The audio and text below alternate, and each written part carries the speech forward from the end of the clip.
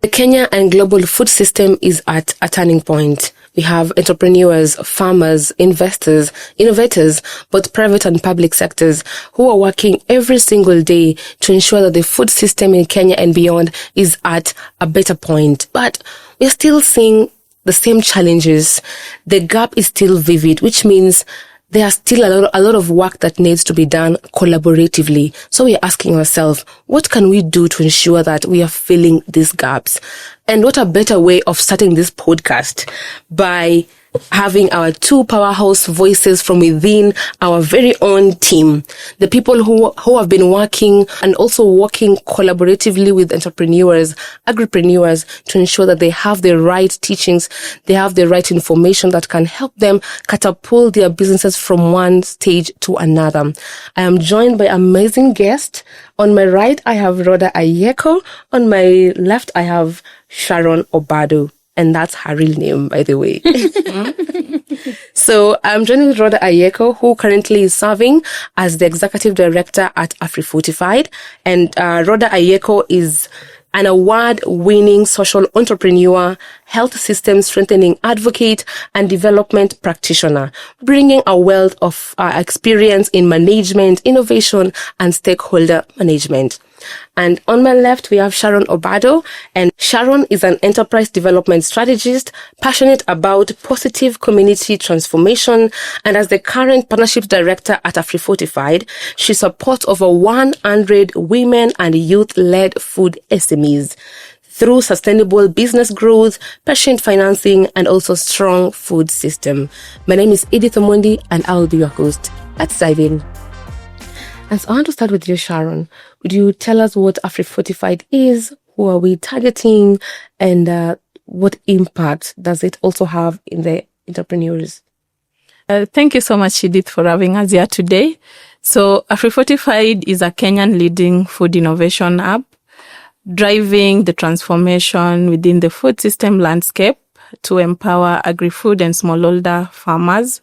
And our long-term vision is to ensure we offer technical assistance to these SMEs and also promote gender equity, but at the same time create green jobs and foster an ecosystem where there is innovation and we are ensuring that there is production of nutritious food products. I like the fact that you talked about the way you handle the entrepreneurs.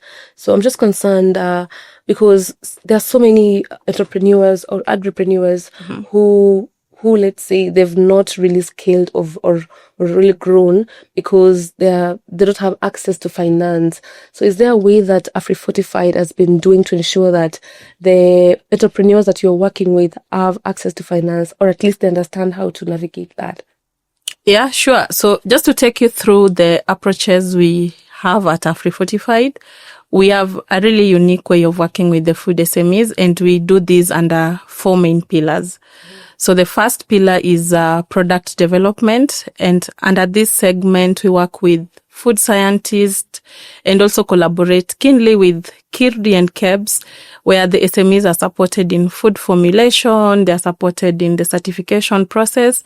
But I hear your question, you ask about how we support them in accessing financing. Yes. So the first stage is the food product development. And then the second pillar is what we called prototype financing. So under this segment, what we do is we support the SMEs iterate when they're doing their food formulation, they're able to iterate and they get that support from us. We help them purchase ingredients, and we also invest and pay for them to access institutions like KIRDI where they do the formulation. Another approach we use is we do what we call, we support them in regulation and certification. And at this point also financing comes in, where we pay for that process and we also connect them to these institutions. So we believe these are 2 key institutions where if we invest in them and we collaborate with them, then we unlock a lot of public and private investors for these SMEs.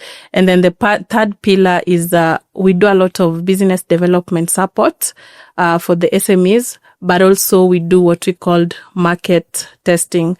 So they're able to work with our research department to collect data from end consumers and ensure that whatever they're producing is something that is fit for the market, and iterate as many times as possible. And this, they can only do it if they take into consideration the feedback they get from the market. So also the feedback will help them ensure that they do the right branding, the right packaging. And so those are the 4 pillars we work under. And they're also very keen on access to finance. Maybe that's a discussion that would come later, but all this is supported by a component called AfriFund. So AfriFund is an investment fund under AfriFortified that supports in the investment journey of an SME. Oh, fantastic, fantastic. Also, before I come to Rhoda, research shows that there are so many agripreneurs who have not yet certified their businesses, which really derails them from growing their businesses. Is there a model, or is there something that AfriFortified has been doing to ensure that they certify their businesses? Yeah, so maybe I'll still just take you back to the approach that we use. And as I had mentioned, we are keen on product development. Okay. So we support you in developing a minimum viable product. That's an MVP. And we've done this with several SMEs. And our portfolio currently, we've worked with over 60 plus SMEs in product advisory. And currently we have over 15 SMEs who have been supported through the process of certifying their products under KEBS. And at the moment we have 20 food product lines, ranging from millet bites, ranging from peanut butter, we have honey, and we have diverse value chains that we've been able to work with. And also just to mention other impact, because now I feel it's the right time, we have also developed a food innovation hub in Kisumu. And so this is the space where we support the SMEs. But apart from that, we are also very keen on what we called knowledge, just transforming the food system and doing a lot of knowledge dialogues and knowledge exchange with different stakeholders. And so far, with the work that we've been able to do, we have 2 policy briefs that we've been able to develop with different stakeholders. Another thing is, I mentioned that we work with institutions like Kirdi and KEBS very closely, and we have 2 amazing knowledge products. We have what we call a KEBS checklist. So if an SME is coming in and they need to get the process in which you get your product certified under KEBS, they're able to get the KEBS checklist and use it. We also curated another knowledge product with different SMEs. And the good thing is we don't leave the SMEs behind. So these are products that are also developed with the SMEs themselves. And we have what we called a product development protocol. So this also takes the SMEs through all the stages in which you need to start iteration, you need to start your food formulation processes, the safety trainings, until now you get to a point where your product is certified and standardized by both Kirdi and KEBS. Yeah. Another thing that I'd also love to mention is that we are really keen on strengthening the food systems, and out of the knowledge dialogues that and the dialogues that we have had, we were part of the team that developed the Kakamega investment strategy. And so this is just a guide and bringing a lot of expertise and bringing a lot of expertise and just showing the stakeholders that it's the right time to invest in the food SMEs. And we are currently having segments like this, so we realized that we needed a podcast, and that's why we are here. So I think this is the right space. Oh, fantastic, fantastic. And Rhoda, why AfriPOD? First of all, congratulations to us. This is something that we've always wanted to do for the last 1 year. Sure. So finally, we are doing it. Congratulations to us once again. So please, people, take a look at our videos, subscribe, like, and share. Yeah. So AfriPOD, you had asked why AfriPOD. Yes. So there has been a huge gap in access to practical, locally relevant knowledge for people working in the Kenyan food systems, especially agri-food SMEs, women-led businesses, and marginalized farmer groups. And also, there's a lot of expertise. Do you guys agree? There's a lot of expertise in Kenya and also globally. But we realize that this expertise, it's scattered Sometimes it's inaccessible. And more often, it's very technical. Just a normal agripreneur may not even be able to get to understand this knowledge. So AfriPOD is coming in just to put this expertise together in a simple, inclusive, and in a way that it will be very easy for the agripreneurs, agribusiness SMEs to navigate this in product development, complicated regulation processes, access to finance, and market linkages. Yes. Especially that the market linkages, market access linkages. to market, which is very critical. Yeah, sure. And then now, who should be listening to this podcast, and why do you think they should listen to it? I think this podcast is for everyone. Let's think about food. Who needs food? Everyone. So I believe everyone should listen to this podcast. Yeah. So there are several reasons why you need to take a look at this podcast. First of all, we'll be focusing on your real challenges and we'll offer real solutions. Another thing, we'll be bringing experts' insights with local success stories. Local, did I just say local? Yeah. We do not want to put it like something that you do not relate with. But So we'll bring in local success stories and not just jargons. We'll bring in solutions. Secondly, we not want agri-food SMEs to waste time. So this podcast will help you in managing your time, and also just to avoid costly mistakes that maybe if we bring a guest in here will help you to realize that that's a mistake, and also connect you to opportunities that maybe if you are not, if anyone who has not been able to listen to this podcast would not get such opportunities. But for you, we look forward to reaching through this podcast. You will be able to be connected to such opportunities. So stay tuned. absolutely, Yeah. absolutely. Do you want to add something on what she said? Yeah, sure. And I'm really happy we are finally doing this. Over the past few years, I've been able to work with agri-food SMEs and SMEs in general. You realize that the SMEs that have it all figured out together are always working in silo. They are in a very neat, close circle.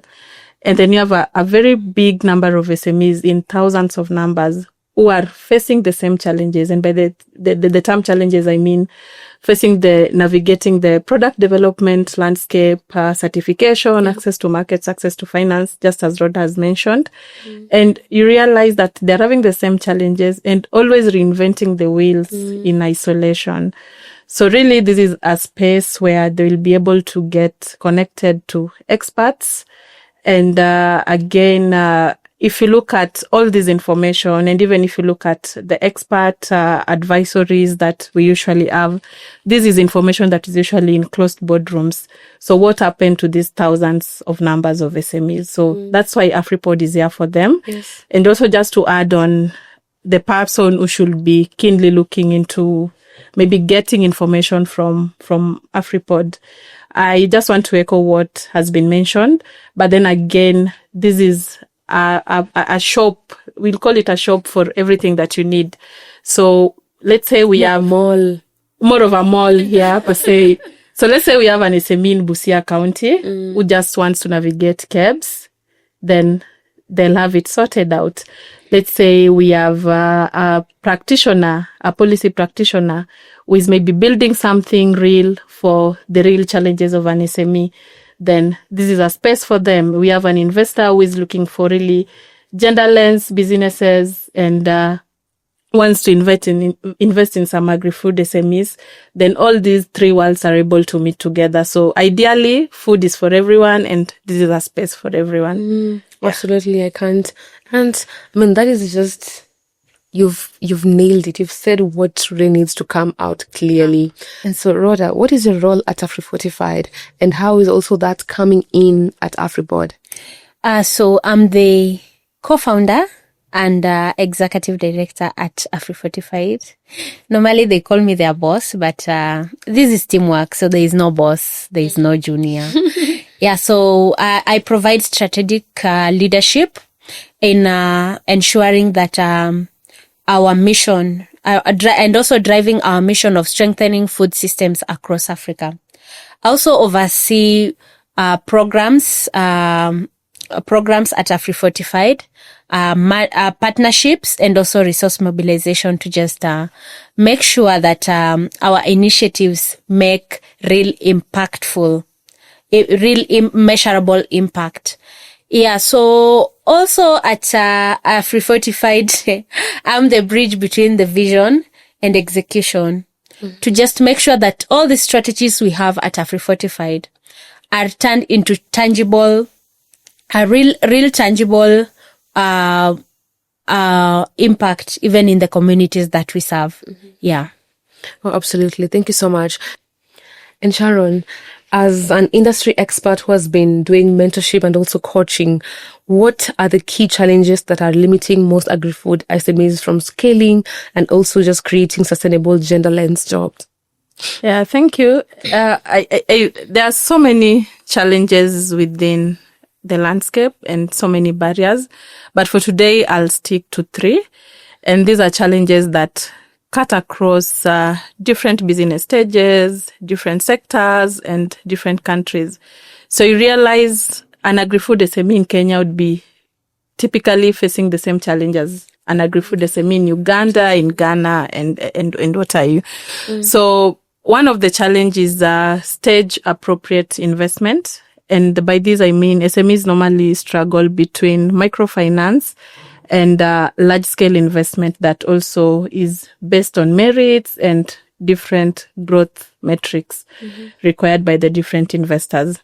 But then what does this tell you? And if you look at the SMEs that we are talking about today, women and young people, these are people who are already facing investment bias, right?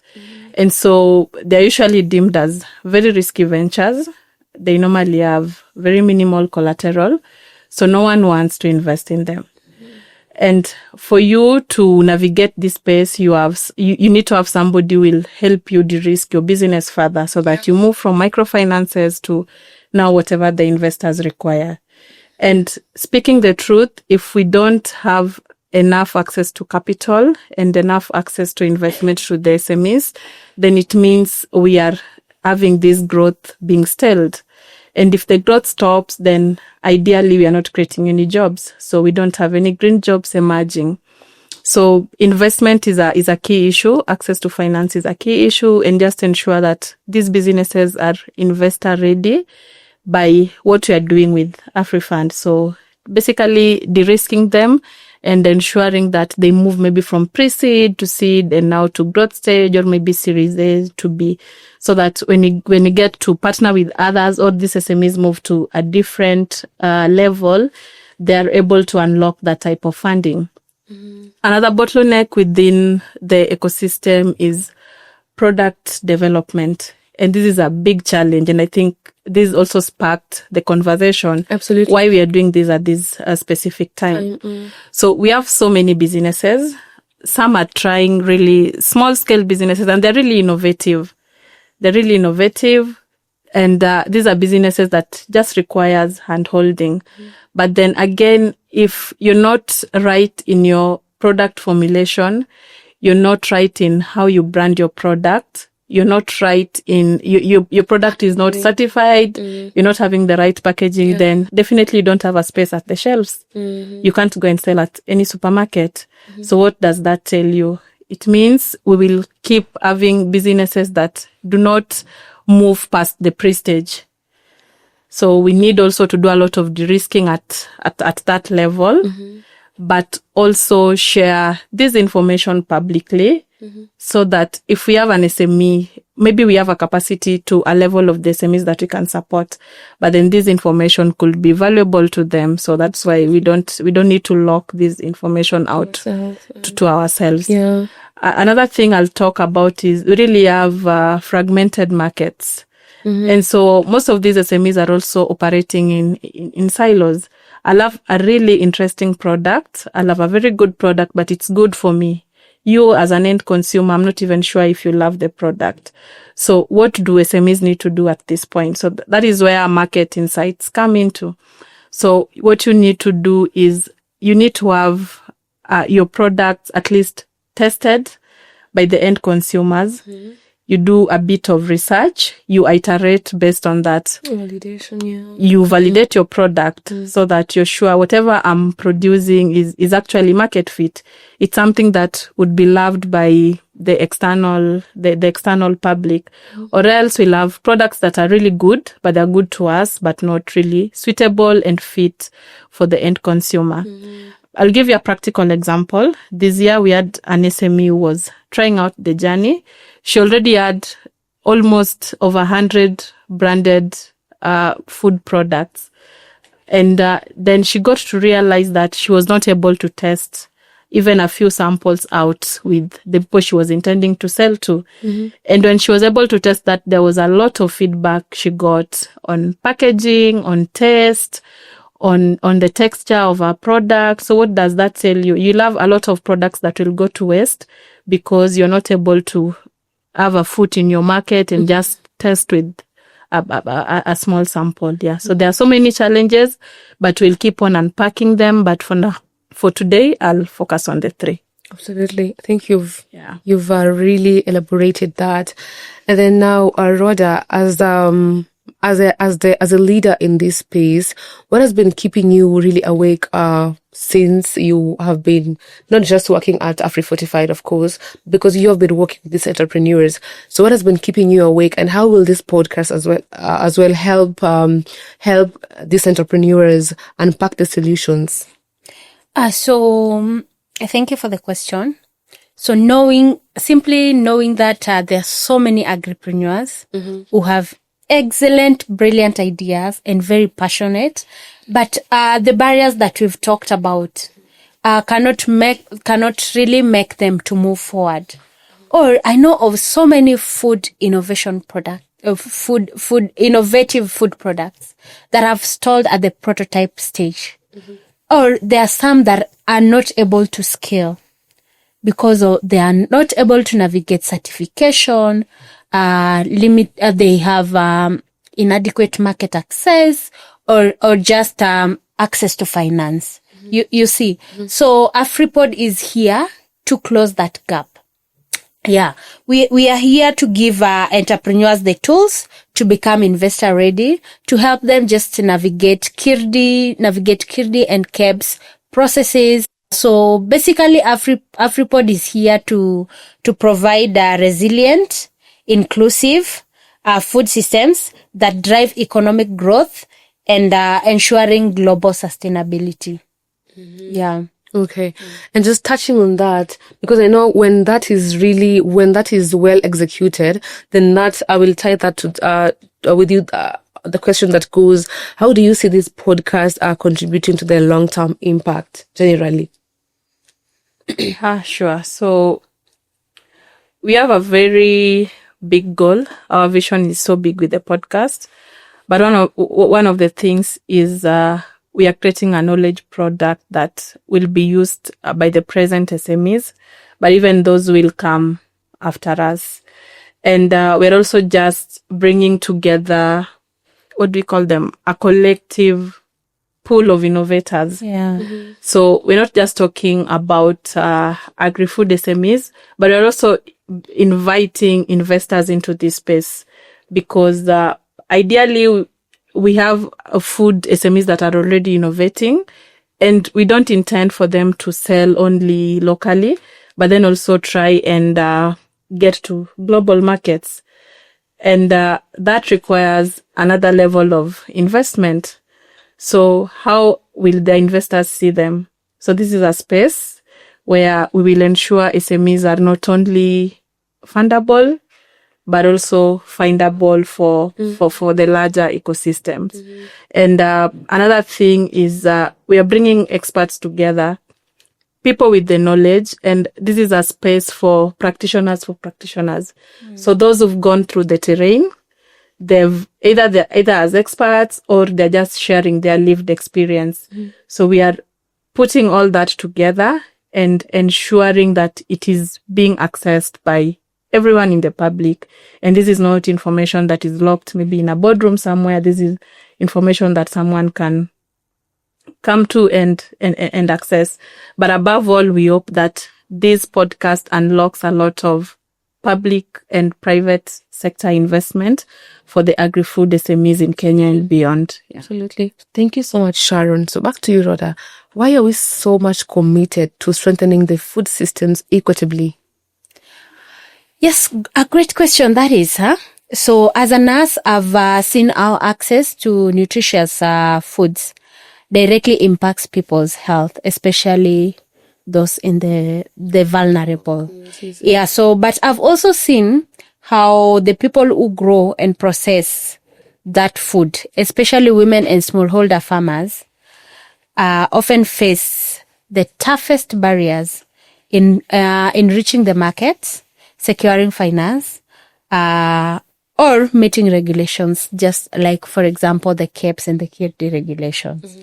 So as AfriPOD, we are committed to strengthening food systems equitably, because when we remove these barriers, we are not just improving livelihoods. We are improving health resilience and the future of the whole community that we look forward to improving their lives. Mm-hmm. Yes. Thank you so much, Rhoda. And even as we are about to wrap up this first episode, Sharon, what are some of the episodes that the other entrepreneurs or those who are viewing this podcast should be looking forward to? Okay, so we have a lot in stores for you, our listeners and viewers. So expect a lot of themes around core themes on product development, investment, access to markets. We will also be spotlighting innovations, so success stories from lesson learned, how to pivot as an SME, and expect a lot of information from the experts. So we are looking into bringing in a lot of experts to speak to you and to help you unlock and scale your business. And this will definitely come from the lenses that really matters to us, which is gender. So expect a lot of us spotlighting businesses that are women-led, youth-led, because that's the only way we can build a sustainable food system. Thank you so much, Sharon. And Rhoda, as now from the managerial perspective, if you could speak directly to this one entrepreneur or one agripreneur who is looking forward to listen from us, to consume this knowledge product, what would you tell them? Our viewers, our listeners, we are here to break this down, right? We are here to connect you to the knowledge maybe that as an entrepreneur, you have never been able to get. And I'm also here to remind you that you're not in this alone. Mm-hmm. You have a place in the future of the food systems, and definitely we are claiming it. Absolutely. Yes. Yeah. Absolutely. And if this message clearly resonates with you, then we ask you to really join forces with us, share this content with the agripreneurs that you believe should be focusing on, should really consume this to help them grow and sustain their business equitably. Before we wrap up, I would like to invite our guests to just give the final words. Maybe Sharon or Rhoda, just one last word. Maybe Sharon? Okay. Thank you so much, Edith, for having us. This has been really worthwhile.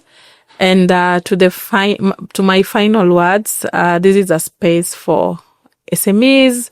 This is a space for investors, development partners, different ESOs. This is an opportunity for us to collaborate, and we really look forward to having you in this journey.